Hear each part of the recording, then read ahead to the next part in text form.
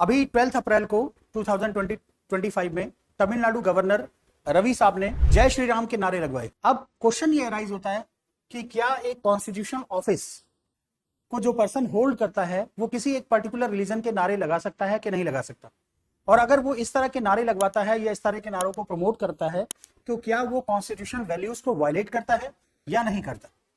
Question यहां arise होता है और ये एक तरह का कॉन्स्टिट्यूशनल क्वेश्चन है। जब ये नारे लगाए गए तो तमिलनाडु गवर्नमेंट ने, जो वहां डीएमके है प्लस जो कांग्रेस है, उन दोनों ने गवर्नर साहब को क्रिटिसाइज किया, क्योंकि गवर्नर साहब एक कॉन्स्टिट्यूशनल पोस्ट होल्ड करते हैं और उनको उनका ये फंक्शन है, उनका ये रेस्पॉन्सिबिलिटी है कि वो सेकुलर प्रिंसिपल्स को प्रमोट करें, ना कि किसी एक पर्टिकुलर रिलीजन को प्रमोट करें। इस इशू को अगर हम देखते हैं सो इसमें कॉन्स्टिट्यूशन प्रोविजंस की अगर हम बात करते हैं तो कॉन्स्टिट्यूशन प्रोविजंस में अगर आप देखेंगे सो आर्टिकल 159 गवर्नर को मैंडेट करता है कि governor to preserve, protect and defend the constitution and the law. Governor की रिस्पॉन्सिबिलिटी है कि वो कॉन्स्टिट्यूशन को प्रिजर्व करें, प्रोटेक्ट करें एंड लॉ को प्रिजर्व करें, लॉ को प्रोटेक्ट करें। उसी कॉन्स्टिट्यूशन में सेकुलरिज्म एक प्रिंसिपल आता है। अब जब हम सेकुलरिज्म की बात करते हैं तो देखिए सेकुलरिज्म ना, सेकुलर जो प्रिंसिपल है या सेकुलरिज्म है, सो इंडियन सेकुलरिज्म और वेस्टर्न सेकुलरिज्म में डिफरेंस है। जब हम वेस्टर्न सेकुलरिज्म की बात करते हैं, वेस्टर्न सेकुलरिज्म और इंडियन सेकुलरिज्म की बात करते हैं, इंडियन सेकुलरिज्म।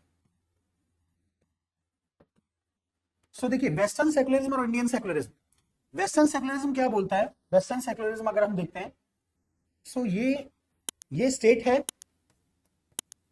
और ये रिलीजन है, ये दोनों बिल्कुल डिफरेंट है, स्टेट और रिलीजन बिल्कुल डिफरेंट है। अगर हम फ्रेंच रिवॉल्यूशन में देखते हैं तो फ्रेंच रिवॉल्यूशन में क्या हुआ था, क्योंकि फ्रांस में बहुत ज्यादा प्रॉपर्टी, मैक्सिमम प्रॉपर्टी किसके पास थी, चर्च के पास थी। सो जब नेपोलियन आया तो नेपोलियन ने देखा कि सारी प्रॉपर्टी, और चर्च बहुत ज्यादा इंटरफेयर करता था स्टेट के मैटर्स में, गवर्नमेंट के मैटर्स में बहुत इंटरफेरेंस था स्टेट का, चर्च का। सो जब नेपोलियन बना किंग तो नेपोलियन ने क्या किया, क्योंकि वहां पे कस्टम हुआ करता था कि जो भी किंग बनेगा, हमारे यहाँ भी ऐसा होता था, जो भी किंग बनेगा तो उसको क्राउन जो है ना पोप पहनाता था। तो जब एक कोरोनेशन सेरेमनी चल रही थी, लाखों लोग सामने खड़े थे, तो उस टाइम में क्या किया नेपोलियन ने, वो जो क्राउन था उसको अपने उसके पोप के हाथ से छीनकर खुद ही पहन लिया। इसका मतलब नेपोलियन ने ये प्रूव किया कि अब आज के बाद से जो चर्च होगा वो स्टेट के मैटर्स में इंटरफेयर नहीं करेगा। तो जो वेस्टर्न सेकुलरिज्म है वहां क्या है कि state will never interfere in the matter of religion, religion will never interfere in the matter of state. मतलब स्टेट और रिलीजन बिल्कुल एक दूसरे से डिफरेंट है। बट इंडियन सेकुलरिज्म ऐसा नहीं है। इंडियन सेकुलरिज्म में क्या है कि इन the eye of state every religion is equal, सारे रिलीजन बराबर है। हमारे यहाँ देखिए हम अमरनाथ यात्रा के लिए भी क्या करते हैं, प्रमोट करते हैं, उसको भी प्रमोट करते हैं, गवर्नमेंट उसको भी हेल्प आउट करती है, प्लस अगर कोई हज जा रहा है तो उसको भी फैसिलिटेट करती है। अगर मान लीजिए कोई क्रिसमस मना रहा है तो उसके लिए भी सेफ्टी सिक्योरिटी का एश्योरेंस करती है। अगर मान लीजिए सिख धर्म में कोई जुलूस निकल रहा है तो उसके लिए भी सेफ्टी सिक्योरिटी एश्योर करती है। So government, in the eye of government all the religions are equal. So state का ये फंक्शन है कि वो किसी एक पर्टिकुलर रिलीजन को प्रमोट नहीं, सबको प्रमोट करेगी और सबको सेम आई से देखेगी। अब बात आती है कि ये जो गवर्नर साहब ने जय श्री राम के नारे लगाए हैं, तो हमारे अगर कॉन्स्टिट्यूशन को देखा जाए तो कॉन्स्टिट्यूशन में अगर आप देखते हैं आर्टिकल 25 रिलीजियस फ्रीडम से रिलेटेड है, आर्टिकल 26 रिलीजियस डिनोमिनेशन से रिलेटेड है, 27 टैक्स से रिलेटेड है, 28 क्योंकि रिलीजियस मैटर्स पे कोई टैक्स नहीं लगाया जा सकता, जजिया और इस तरह का कुछ नहीं होता, कोई सिस्टम नहीं है। और जो भी टैक्स गवर्नमेंट कलेक्ट करती है उस टैक्स को किसी एक पर्टिकुलर रिलीजन के प्रमोशन में यूज नहीं किया जा सकता। आर्टिकल 28 अगर आप देखते हैं तो आर्टिकल 28 फंडामेंटल राइट क्या कहता है कि किसी भी पब्लिक इंस्टीट्यूशन में आप किसी एक पर्टिकुलर रिलीजन को प्रमोट नहीं कर सकते। वहां जो अगर प्रेयर भी आप करते हैं तो वो क्या होना चाहिए, सेकुलर प्रेयर होनी चाहिए। जैसे नवोदय आपने सुना होगा, नवोदय विद्यालय, तो वहां पे जाएंगे तो वहां की प्रेयर भी क्या है, सेकुलर प्रेयर है। अगर सेंट्रल स्कूल्स में बात करें तो सेंट्रल स्कूल्स में भी सेकुलर प्रेयर होती है, किसी एक पर्टिकुलर धर्म की प्रेयर नहीं हो सकती। जैसे अगर मैं आपको एक केस बताता हूं, यूपी में एक केस हुआ कि वहां एक प्रिंसिपल साहब थे, गवर्नमेंट स्कूल था, तो उन्होंने एक प्रेयर रन कराई जिसमें क्या था, एक शब्द आता था या खुदाया। अब या खुदाया पर्टिकुलर इस्लाम से रिलेटेड हो जाता है।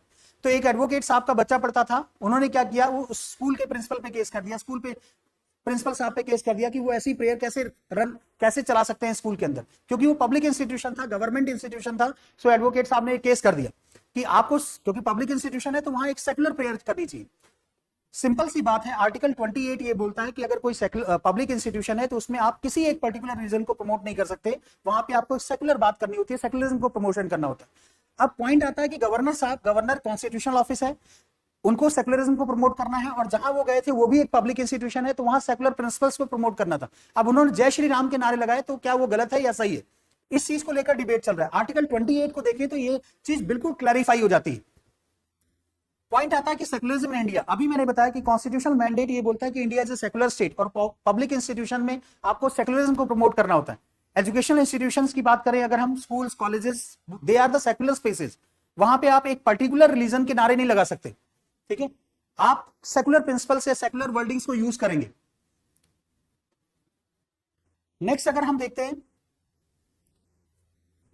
सो फेडरल रिलेशन की बात करें, क्योंकि गवर्नर साहब जो होते हैं, गवर्नर जो पोस्ट है कॉन्स्टिट्यूशनल पोस्ट है, और वो सेंटर और स्टेट के बीच में एक ब्रिज का काम करता है, एक लिंक का काम करता है सेंटर और स्टेट के बीच में। So governor is an agent of central government in state. But ऐसा नहीं है कि गवर्नर साहब अपनी मन मर्जी से सेकुलर प्रिंसिपल्स को वायलेट करते हैं, क्योंकि governor is bound by the constitution of India.